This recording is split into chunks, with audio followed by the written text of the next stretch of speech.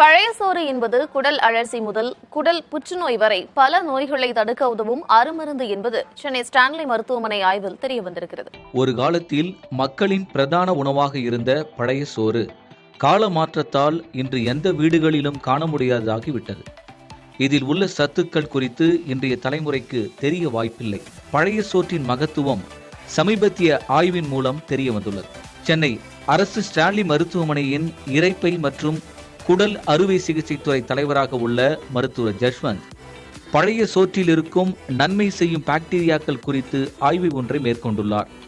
அதன் ஆய்வு முடிவுகள் சுவிட்சர்லாந்தைச் சேர்ந்த பயோ மாலிக்யூஸ் என்ற சர்வதேச ஆய்வுதழில் கடந்த மார்ச் 13ஆம் தேதி வெளியிடப்பட்டது.